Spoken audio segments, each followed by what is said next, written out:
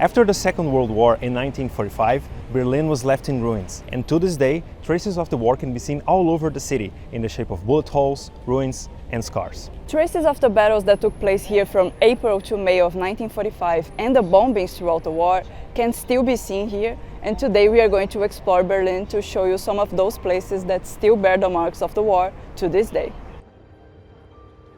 It can be hard to picture the enormous damage air raids inflicted on German cities, many of which were reduced to rubble.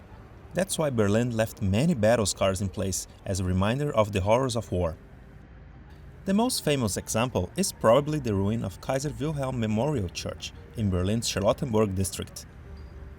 It was originally built in the late 19th century in honor of German Emperor Wilhelm I. In 1943, an Allied air raid destroyed much of the church, leaving only the main spire relatively intact. Seeing the remains of this once glorious church serves as a reminder to Berliners of the terrible war started by Nazi Germany. Kaiser Wilhelm Memorial Church was not the only building that suffered extensive war damage. The same happened to Sophiankirche Church and the buildings surrounding it in Berlin's Mitte district. They bear traces of the Battle of Berlin in spring 1945. As we walk around this area, we can see walls pockmarked with hundreds of bullet holes and shrapnel scars. Can you imagine how fierce the fighting must have been?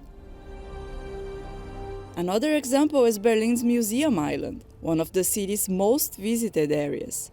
If you look closely, you will see that the columns that make up the Kolonnade courtyard also show extensive war damage. Adjacent Neues Museum, too, was heavily damaged and partially destroyed in World War II. Many decades later, damaged parts were carefully restored. Sections beyond repair were rebuilt using new materials and a more modern aesthetic.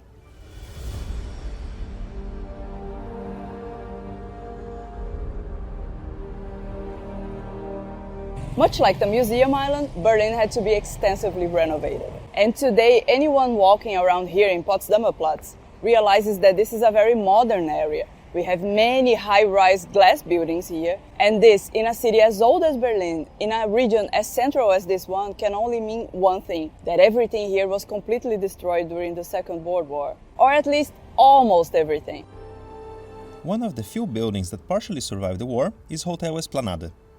Although the hotel was largely destroyed in an Allied air raid, its ballroom, breakfast room, and a stairwell remain intact. Today, a protective window pane lets visitors marvel at this architectural gem.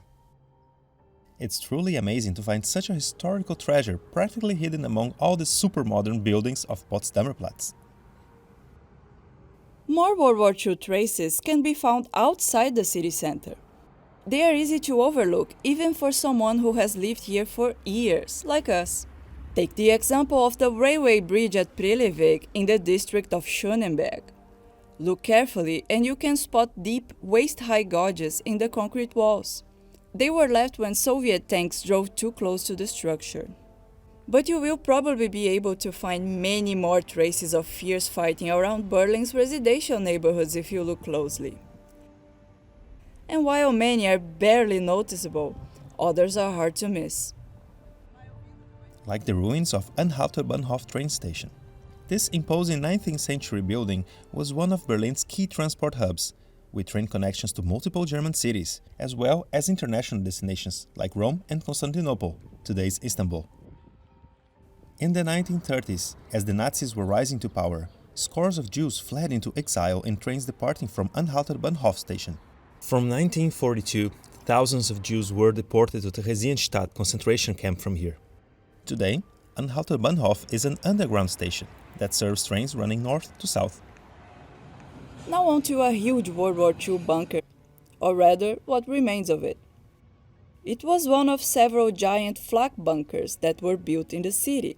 Flak is short for Flugabwehrkanonen, meaning anti-aircraft cannon in English. These enormous structures were manned by Luftwaffe helpers and managed to down dozens of aircraft during the war. These bunkers also served as air raid shelter for Berlin's civilian population during Allied bombing raids. After the war, much of this massive structure was covered in rubble, and today most of it is covered in trees. From here, you can enjoy great views of the city. It makes us think about how Berlin was deeply shaped by the war in many ways, but the city rebuilt itself, and so did the people, learning from the past and remembering it so that it never happens again. And if you enjoyed this journey, if you learned something from this video, leave a like, subscribe to this channel, and thank you so much for coming with us. See you next time.